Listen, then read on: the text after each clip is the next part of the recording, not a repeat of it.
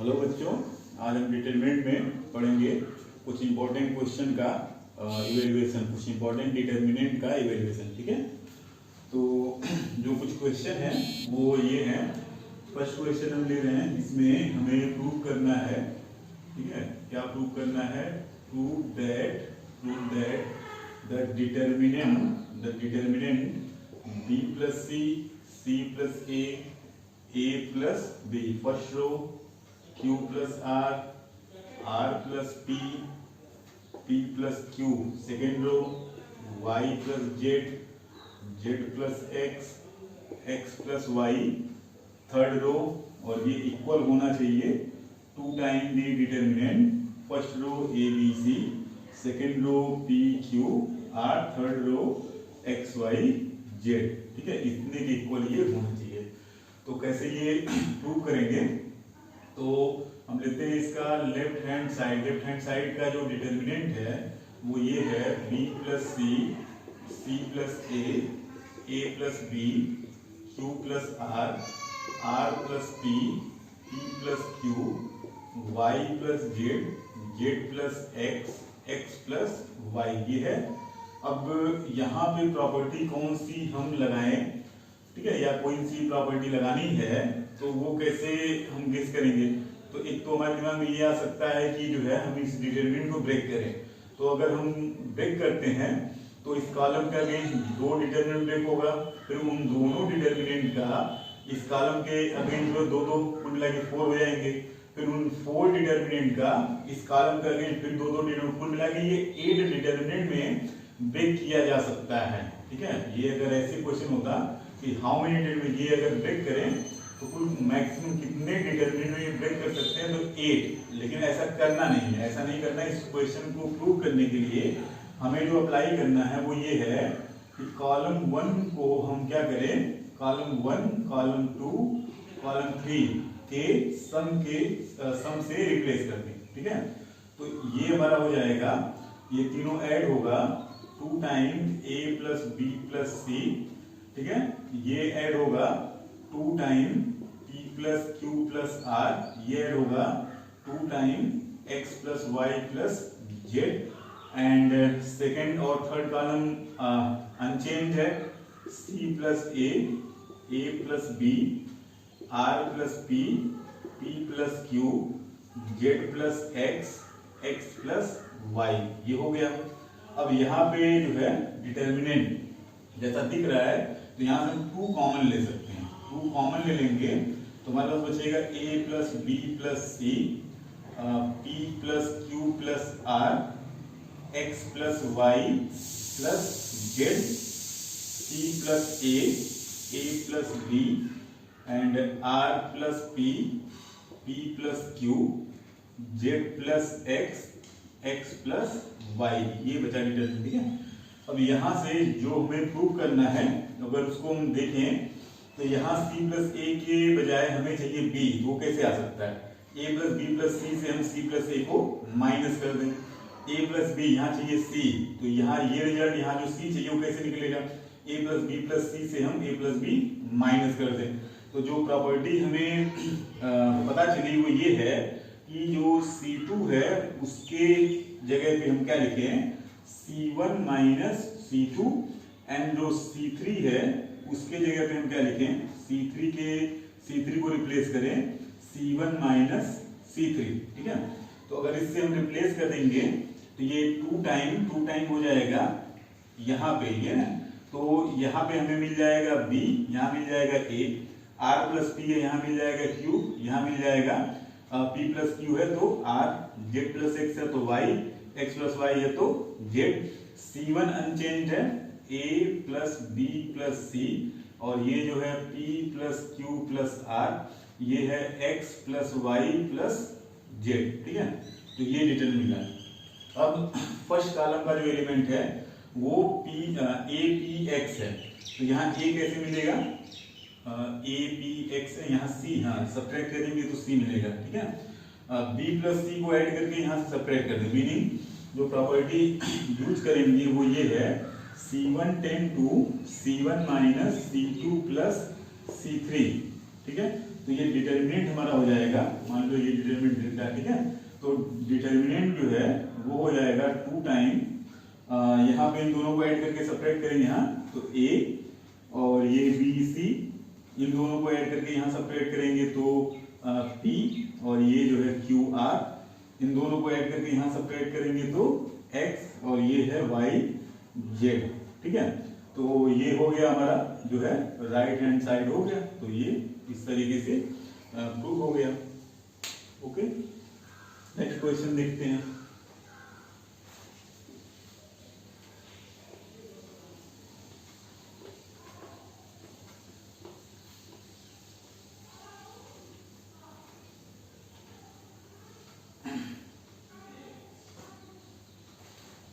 Next question है हमारा second question. Second question में हमें एक डिटर्मिनेंट को इवैल्यूएट करना है।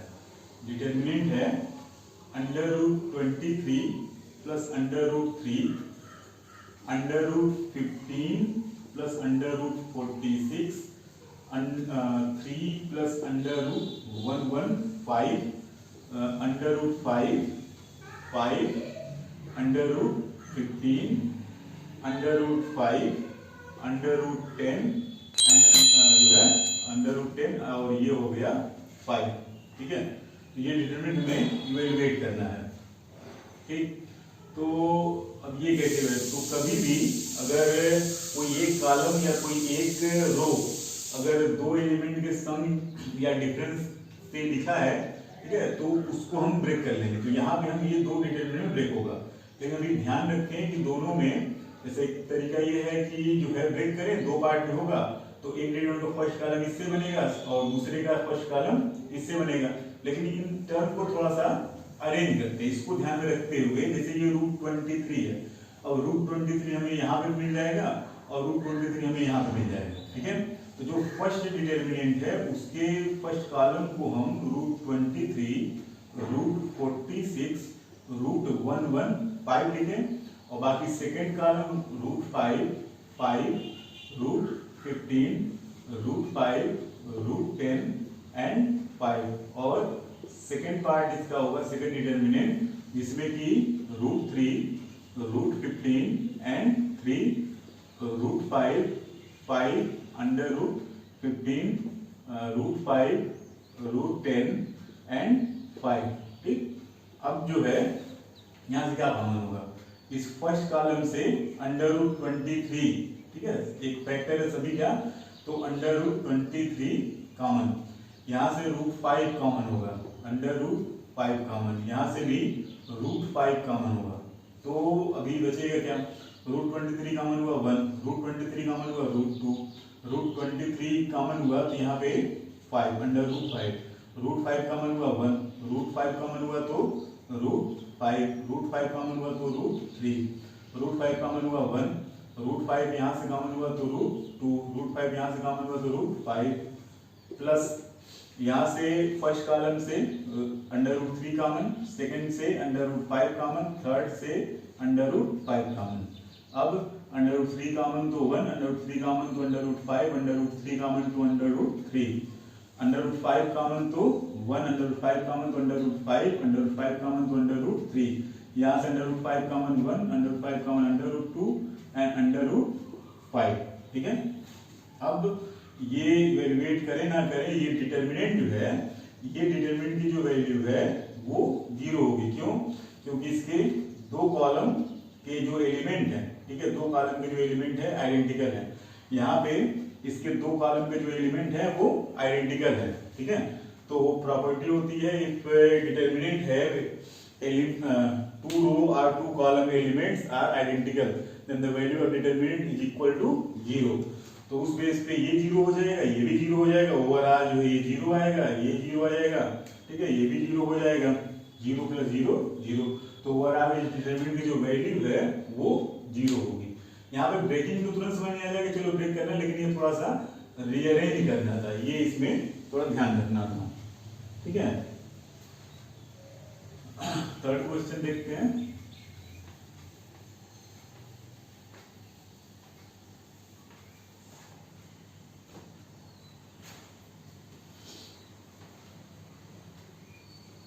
थर्ड क्वेश्चन है जो हमारा 1 1 1 A B C B C C A A B, ये डिटर्मिनेंट हमें इवेलुएट करना है, ठीक है। तो ये हमें ये प्रूविंग लेते हैं, ये डिटर्मिनेंट हम मान लो कहा जाए कि इस डिटर्मिनेंट को 1 1 1 A B C A square B square C square, ठीक है, इसके इक्वल दिखाना हो, तो इक्वल दिखाना हो और उसके बाद फिर इवेलुएट करना हो।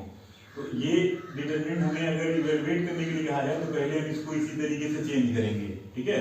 और ये इवेलुएट करना हो तो इसको कैसे इवेलुएट करना है वो हम अभी बताते हैं। तो यहाँ से ये कैसे पहुंचे, अगर इसे इवेलुएट करना है तो हमें पहले इसमें चेंज करना होगा। तो इसमें जो इसका जो ये डिटरमिनेंट है, ठीक है, ये वाला इसको इरेज करते हैं, हमें आ जाएगा। तो ये डिटरमिनेंट में क्या करें, ठीक है, तो क्या करते हैं हम जो है R1 tends to AR1 R2 tends to BR2 and R3 tends to CR3, ठीक है।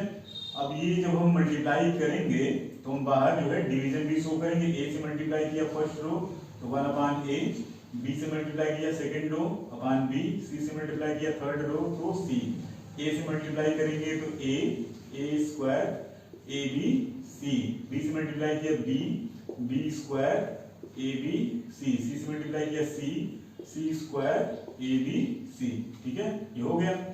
अब जो थर्ड कॉलम है उसके जो एलिमेंट है वो सेम है ABC, तो ABC जो है वो हम कॉमन ले सकते हैं, ABC कॉमन हो गया, ABC A square B square C square 1 1 1, ठीक है, ये कैंसिल हो जाएगा।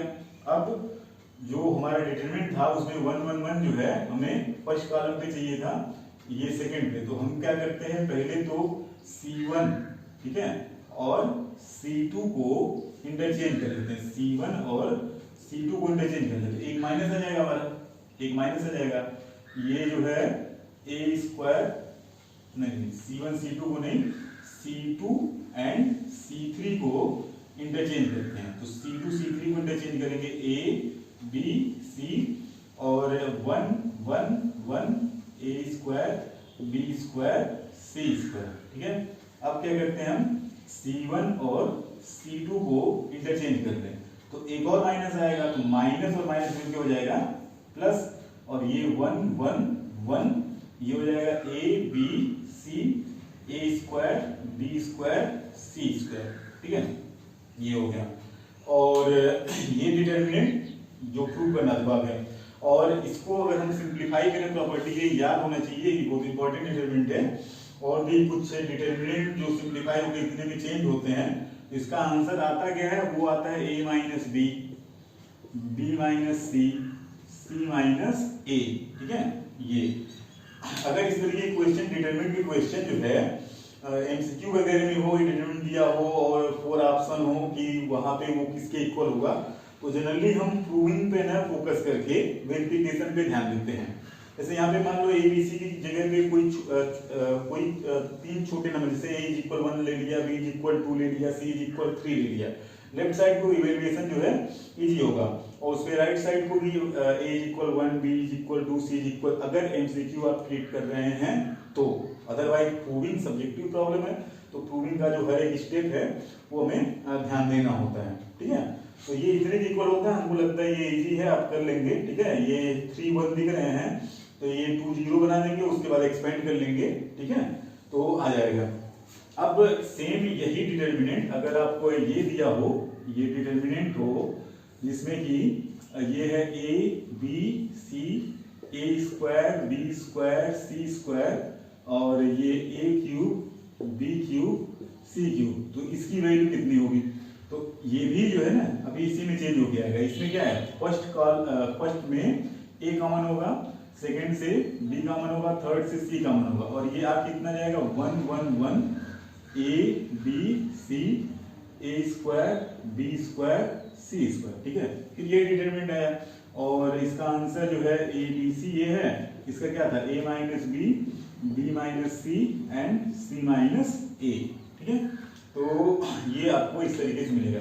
और यहाँ पे भी अगर एमसीक्यू में आप चेक करना चाहें तो पहले तो देखो 4 ऑप्शन में कुछ ऑप्शन ऐसे होंगे, यहाँ पे डिग्री कितनी, जैसे डिटरमिनेंट को अगर इवेलुएट कर इसकी डिग्री कितनी आएगी वो हम पता कर सकते हैं।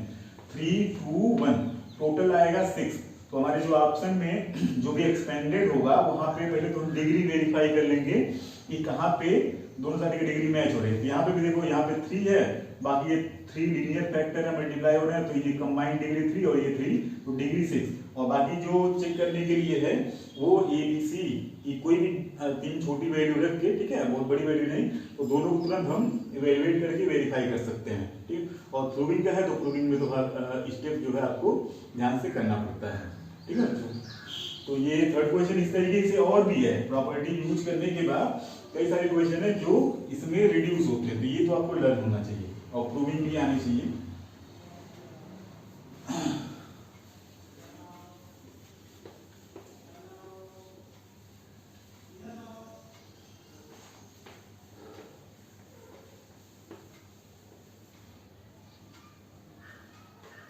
कुछ और क्वेश्चन देखते हैं।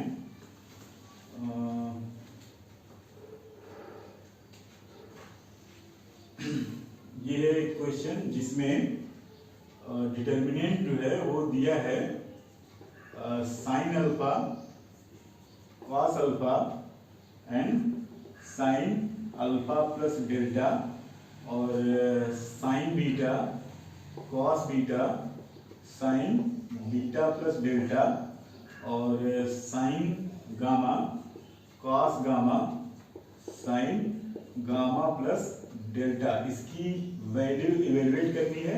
ये आएगा 0 के इक्वल। ये कभी कभी प्रूविंग में पूछ दिया जाता है कि so that this is equal to 0 या इवेलुएट दिस, ठीक है। तो यहाँ पे ये ट्रिग्नोमेट्री से रिलेटेड है। तो पहले तो हम देखते हैं ये sine alpha, sign beta, sign gamma, cos alpha, cos beta, cos gamma. ये अगर हम एक्सपेंडेड फॉर्म में लिखें, एक्सपेंड कर लेते हैं, थोड़ा सा लेंथी आएगा, sine alpha, sign beta and sign gamma, cos alpha, cos beta and cos gamma. ये अगर हम ट्रिग्नोमेट्री का फार्मूला साइन ए प्लस बी क्या होता है, sign A cos B cos A sine B, तो ये साइन अल्फा कॉस डेल्टा और कॉस अल्फा साइन डेल्टा आएगा। ये आ जाएगा ठीक उसी तरीके से sign beta cos delta and cos beta sine delta. ये आ जाएगा sign gamma cos delta and cos gamma sine delta, ठीक है, ये आ जाएगा। अब इसके बाद कैसे करें, तो ध्यान दिया जाए कि यहाँ पे साइन अल्फा, ये साइन अल्फा, साइन बीटा, ये साइन बीटा, ठीक है। यहाँ पे एक कॉमन है, लेकिन कॉमन ले नहीं सकते। यहाँ पे जो है ना cos delta, cos delta, cos delta, cos beta, cos beta, cos gamma, cos alpha, cos beta, cos gamma, और यहाँ पे, ठीक है। तो अगर हम यहाँ पे कॉस डेल्टा से मल्टीप्लाई करें, जो मिले यहाँ सब्ट्रैक्ट कर दें, तो ये हमें बचेगा। और इसमें हम साइन डेल्टा से मल्टीप्लाई करके फिर यहाँ सब्ट्रैक्ट कर दें, तो ये भी कैंसिल हो जाए। कुल मिला के जो ऑपरेशन है वो C3 tends to C3 minus cos delta C1 plus sine delta C2, ठीक है, साइन डेल्टा इंटू C2, मतलब कि फर्स्ट कॉलम में कॉस डेल्टा से मल्टीप्लाई करना है, सेकंड कॉलम में साइन डेल्टा से मल्टीप्लाई करना है, ऐड करना है, ठीक है। तो ऐड करेंगे तो पूरा एक्सप्रेशन यही बनेगा, और जब सब्ट्रैक्ट कर लेंगे तो ये जो कॉलम के एलिमेंट हैं वो 0 हो जाएंगे, ठीक है, समझ आ रहा होगा, 0 हो जाएगा। तो उसमें क्या आ जाएगा, ये हमारा sine alpha, sign beta, sign gamma, cos alpha, cos beta, cos gamma, और ये 0 0 0। and the property of determinant is that if elements of a row or a column of a determinant are 0, then the value of determinant is equal 0। तो इस determinant की जो value है वो 0 होगी। अब ये प्रूविंग के लिए हो या मान लो मतलब प्रूव करने के लिए इतना हो या इवेलुएट करने के लिए, तो 2-3 स्टेप का है। एक एक्सपेंड करना है, दूसरी ये प्रॉपर्टी जो है एक्सपेंड करेंगे तो ये प्रॉपर्टी जो है गेस हो जाएगा कि कैसे इसको हम अप्लाई करें, ठीक है।